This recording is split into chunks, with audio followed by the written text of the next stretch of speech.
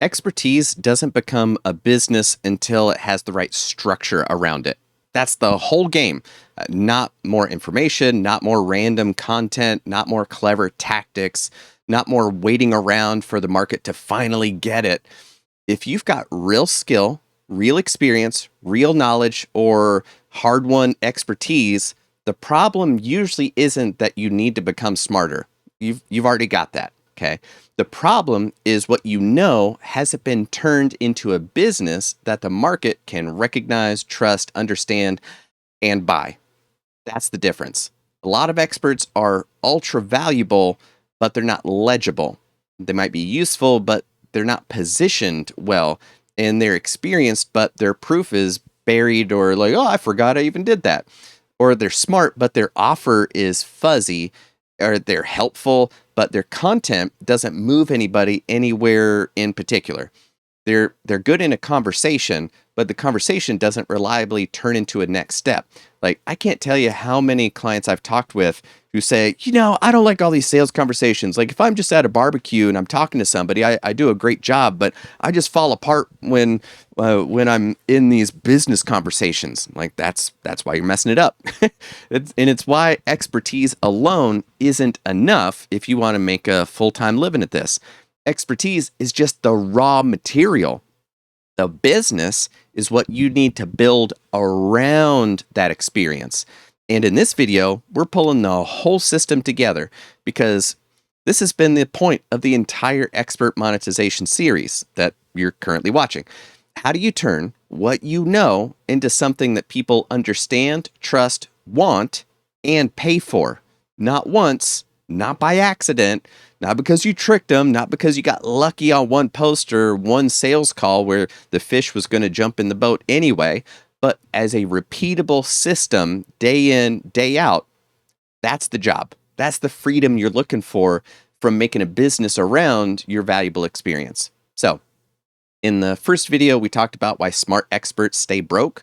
It's the curse of knowledge, making their own expertise feel obvious and therefore not worth anything. You know your method, so you think the method's cheap. Like, it's clearly obvious. Why would anybody pay for this? Right? You know the answer, so you think the answer's super obvious to everybody else. And you know the path to get to the destination, so you assume it's easy for everybody to walk the path.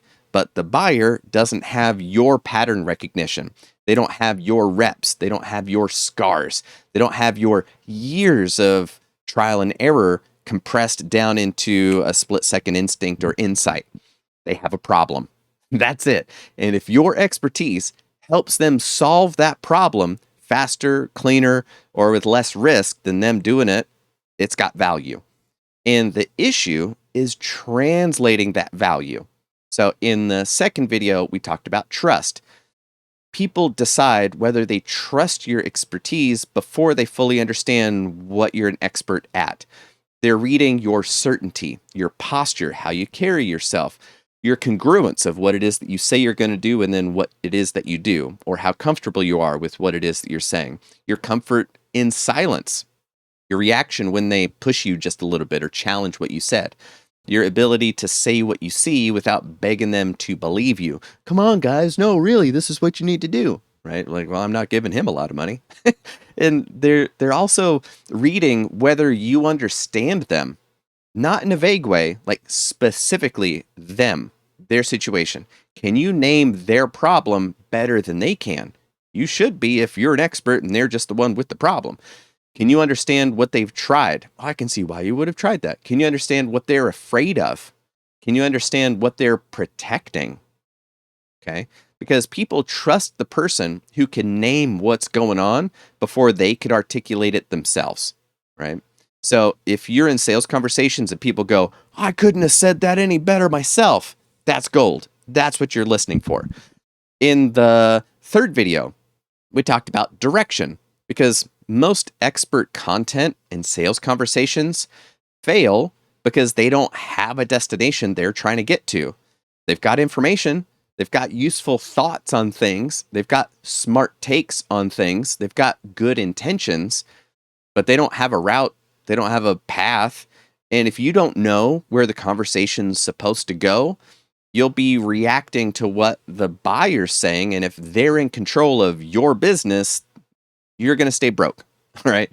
So content and sales calls, that all needs direction. Everything needs a direction. Your offer needs a direction. Landing pages need direction, a reason for being, because the point isn't to show off what's in your head. The point is to move the other person from where they are to somewhere more useful to them, beneficial, more pleasurable, more fun, less bummer, whatever, however you want to put that. Okay. In the fourth video, we talked about reading the buyer. Most experts listen to what buyers say, but miss the buyer's mind and what it's doing behind what it is that they're saying. So, is the buyer evaluating, resisting, opening, building, ready for direction? Those are all different states, and different states need different moves based on those states. If they're evaluating, orient them. If they're resisting, understand what they're protecting. If they're opening, back off, give them space, and allow them to deepen it themselves. If they're building, let them participate and guide how it applies to them. If they're ready for direction, stop pitching, give the next move. And that all leads to the fifth video, stop pitching, start directing, because there's a moment when pitching starts making the sales weaker and ruins the deal because the buyers shifted, the case you made actually landed, and they're not asking, is this real? They're asking, well, how would this work for me? And if you keep explaining at that point, you can talk somebody out of the decision they were already making, made, or close to making. All right. So that's the moment when the expert has to stop presenting options for them to evaluate and start giving a direction and earned insight. Here's what's happening. Here's what matters. Here's what doesn't. Here's where I would start. Here's the next move based on what I see. That's what people pay experts for, not more information, direction. So that's the full sequence. Translate the expertise, build trust, choose direction, read the buyer, guide the next move. That's the whole system.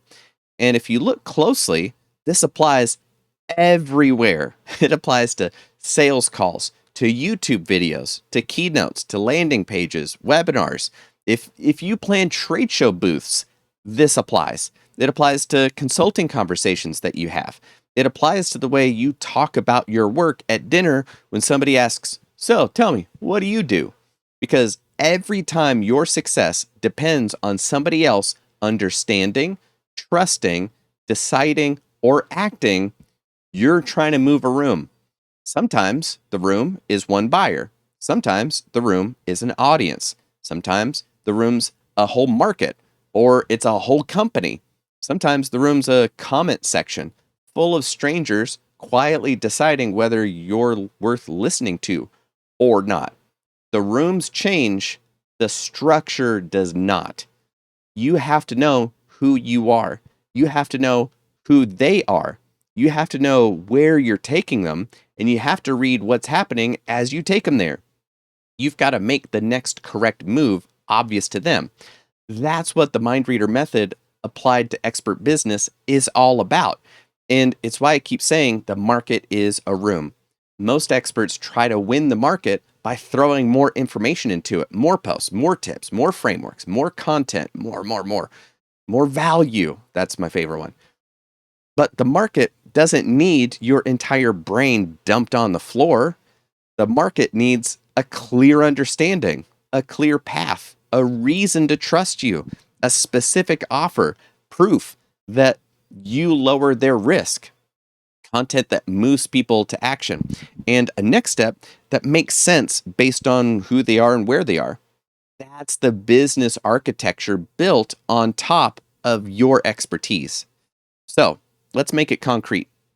If you want to turn expertise into a highly paid expert business, you need 5 core assets. That's it.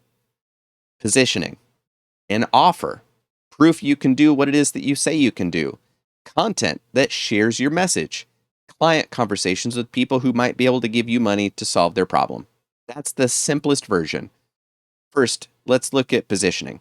Positioning answers the question, what are you the answer to?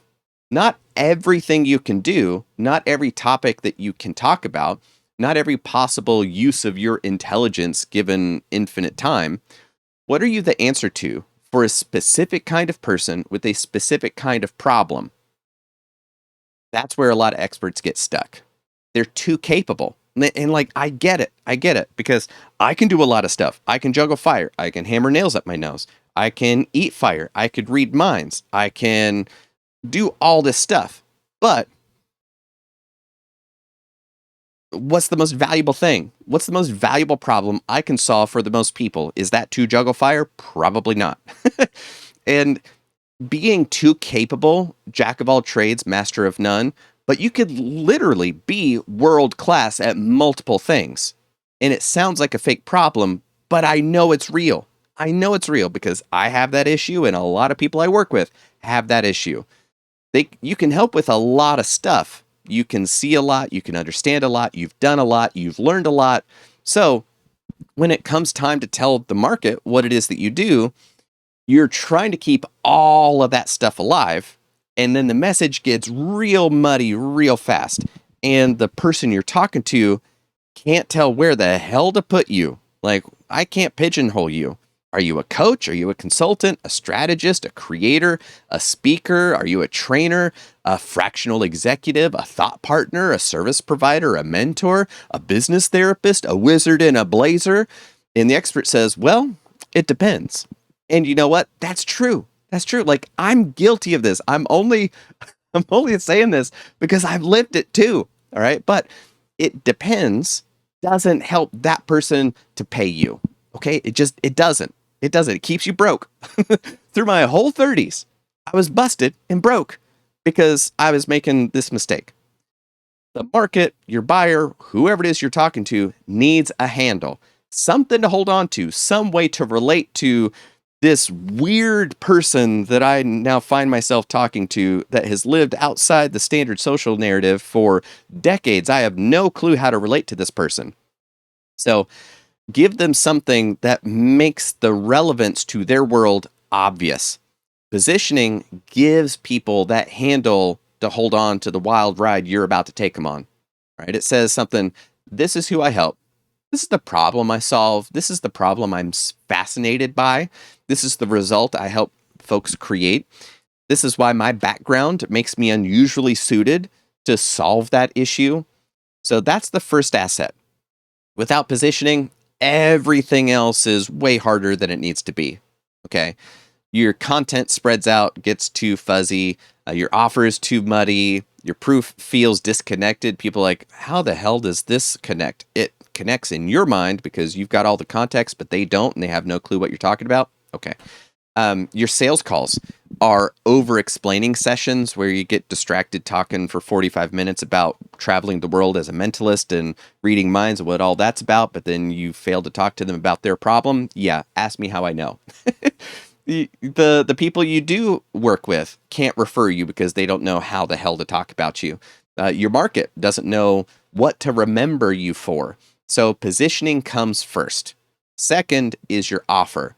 Your offer answers the question that they're going to have, which is, what am I buying? What am I giving you money for?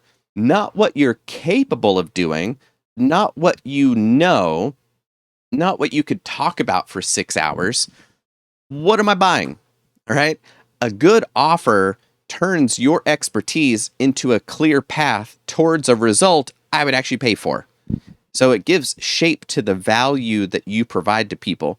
It tells the buyer what changes after they give you money. And this is where experts can get real weird with it.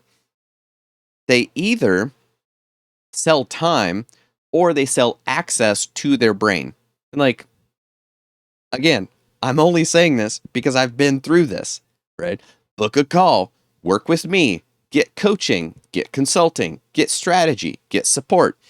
That's all fine. Like, if that gets you paid, that's cool. But what does it create for you? What problem gets solved? What state changes? What outcomes are more likely? What risk gets reduced? What decision gets easier? What expensive mistake do you help them avoid? That's an offer, okay? The offer has to be easier to understand than your expertise. That's how you know it's a good offer.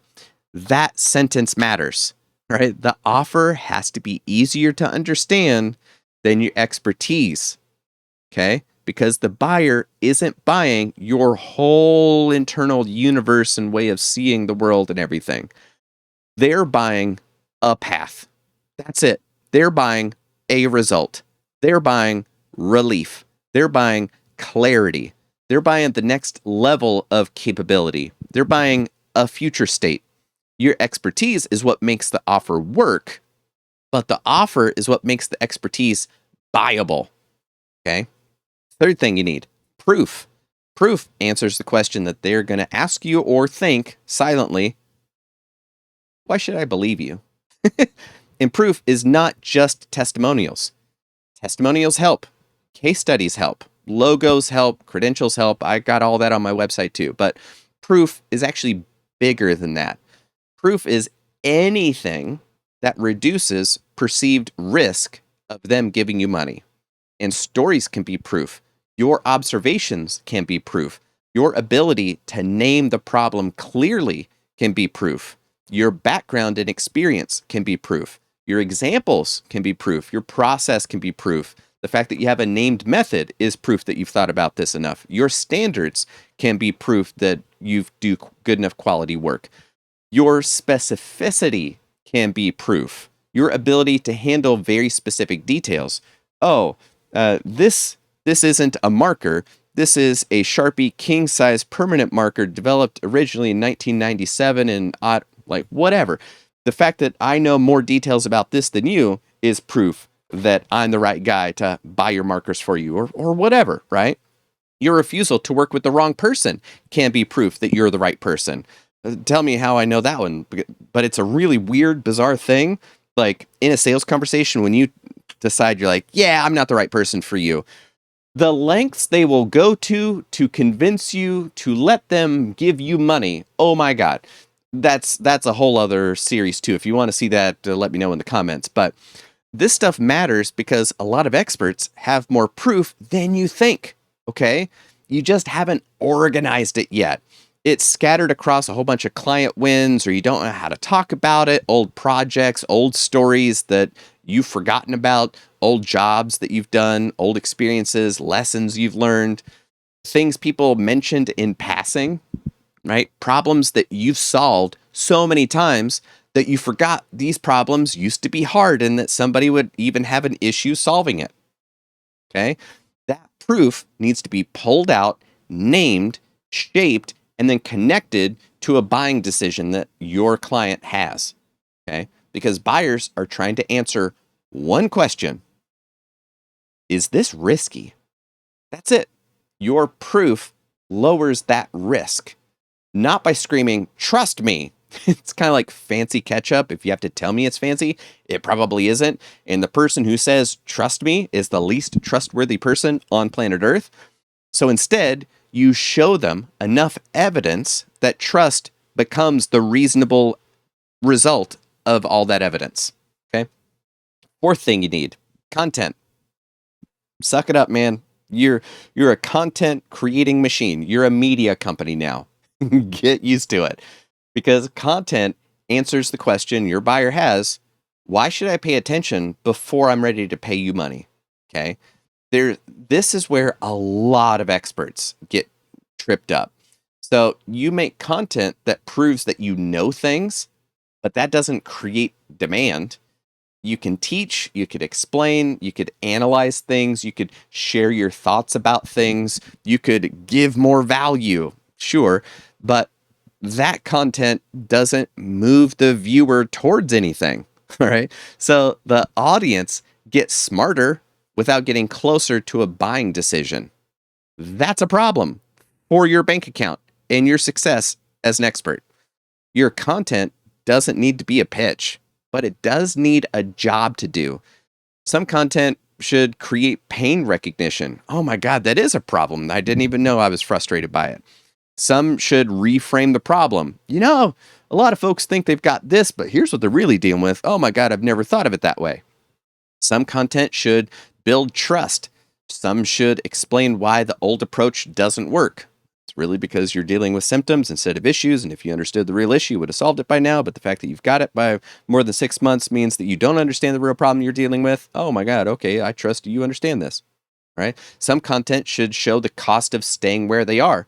Most people don't understand lost opportunity cost because a lot of folks are like, oh, my website's good enough. I get phone calls. I'm like, you never hear from the people that visited your website, saw that it was stuck in 1997 and decided not to call you, because if that's how little you care about your own storefront, how little are you going to care about my problem in my business? So I'm not even going to call you. So the business owner doesn't see the business they don't get from the people who decided never to call them. So you don't know how big the issue is because you literally don't know. So that's a huge thing of, I don't really have a problem. Yes, Brohim, you've got a huge problem and that's why you're broke. Okay. That's a huge part of what your content should do. Some content should make the next step feel obvious. Oh, of course I should be doing that next thing. All right. Some of your content should prove that you're seeing what other people miss, like how big an issue a bad website is. All right. That's content with direction. And that's the difference between content that collects compliments and makes your peers think you're smart versus content that gets clients that pay you money for what it is that you do. Okay. Which you do through fifth, client conversations. Client conversations answer the question they've got, which is, where does the right buyer become real, right? Because at some point, the business has to leave the realm of ideas and abstraction. And, one day I would love if you need actual conversations with actual human beings who have actual problems and actual reasons to care about your ability to solve those problems. This could be sales calls. This could be in Instagram DMs. This could be email replies. It could be referral conversations with people. It could be in workshops, webinars, whatever you wanted to call them, discovery calls, live events. It could be YouTube comments that turn into relationships. I want to meet you. Say hi in the comments. All right. The channel, the medium can vary, but the business needs a mechanism that turns attention and trust into real conversations. And if you don't have that, you keep creating into the void. You'll have ideas, you'll have content, you've got potential, and no business. Okay. And I can't tell you the number of folks that want to work with me, but say some version of, well, I went out on my own, either voluntarily or I was invited by my company to pursue other opportunities. And I figured this was the best time for me to strike out on my own. So I started a business, but then burned through my savings, had to go on food stamps, and now I don't know what to do about it. Well, you should have come to me before you burn through all your money and then you can't afford to hire somebody. All right. That's why these 5 assets matter, not just the expertise. You don't need more of that. You've already got it. You've already had a job that's paid you who knows how much or whatever, okay? Now, if you want an expert business off your expertise, you need those 5 things: positioning, an offer, proof you can do the thing, content that communicates all the stuff we just talked about, and client conversations where it translates to clients. All right. That's the business around your expertise. And each one depends on the others. If your positioning is goofy, your offer is going to be real hard to explain. If your offer is fuzzy, your content doesn't know where to point people. If your proof is buried, your sales conversations are going to get way more difficult because now you're trying to prove yourself instead of understanding their problem. Okay. If your content doesn't have a direction, people don't arrive at a conversation with you ready to dig into their issues. So if your client conversations aren't structured, all the attention in the world doesn't translate to money because you just had a cool hang for 45 minutes with somebody that's interesting, but they don't understand why they need to pay you $10,000 a month, right? That's why random tactics aren't fixing this, and watching yet another YouTube series from somebody else on the top 10 ways to get the email opened isn't doing you any good. You can't solve a system issue with one isolated hack that they don't want you to know. A better headline isn't going to fix a fuzzy offer. A nicer website won't fix unclear positioning. right? Because I could make a real slick website for that person that has no clue who the hell they help, and then that better website's still not going to convert, right? More content won't fix weak proof. A sales script won't fix the fact that the wrong people are getting on the call. You're saying the perfect script to the wrong person, which makes it the wrong script and actually the wrong marketing. They should have never even been on the call in the first place. More confidence isn't going to fix an offer that nobody understands or wants. You need the pieces to all work together. And that's what makes expertise monetizable, is figuring out all that stuff, not more expertise. So let's talk about the fastest route to get there, because the slow route is what most experts do by default. They think about the business in fragments. One day they're working on content, then they tweak the website, then they rewrite their bio for the umpteenth time, then they go tweak LinkedIn for some weird reason. They brainstorm an offer, then they post a few things, then they hop on a sales call, miracle of miracles, and then the call goes weird, goes sideways, then they change the offer yet again before they've ever even had an offer given to a real person. Then they wonder, I think I need a new audience, or I need to go to a new market. I was just talking with a dude earlier this week who spent 6 months not doing what works, and then his best idea was, I need to go to a more difficult market. That it's just going to be the same problem in an even more difficult situation. But he didn't see that. All right. And then they think, well, maybe the brand is wrong. Then they decide, I need to get a new lead magnet. And then they're starting over from scratch. That's why expert business owners hamster wheel. It feels like work, but a lot of it is just looped confusion. Right? The faster route is to build the assets in order. First, what are you the answer to? What problem do you solve? That's positioning. Second, what result are people paying you for? That's your offer. Third, why should they believe you? What is it about your experience and expertise that lets me know that you can do the thing?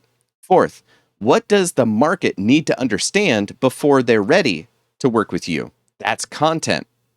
Fifth, where do the right people become conversations? That's client finding. That order matters, because if you start with content before positioning, you'll create scattered content that makes no damn sense.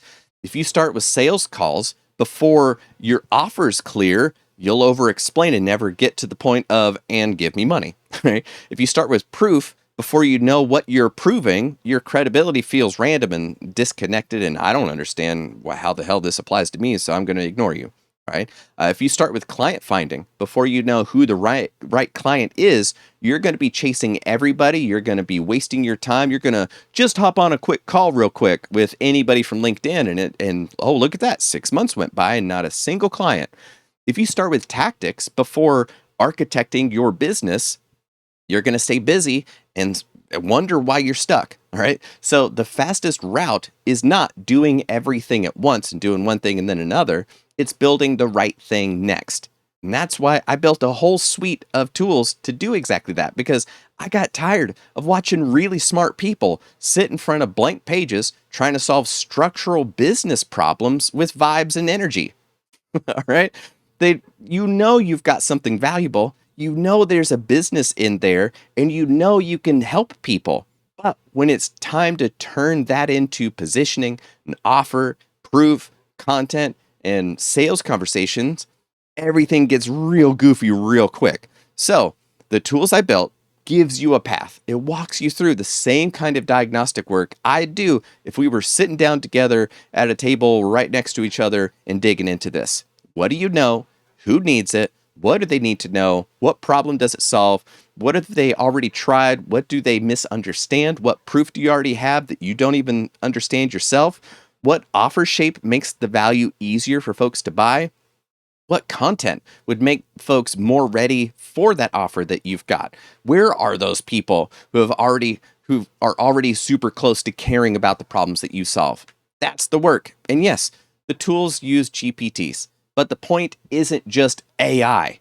The point is that you don't need to stare at a blank page for 3 weeks every time you need to clarify a core business asset.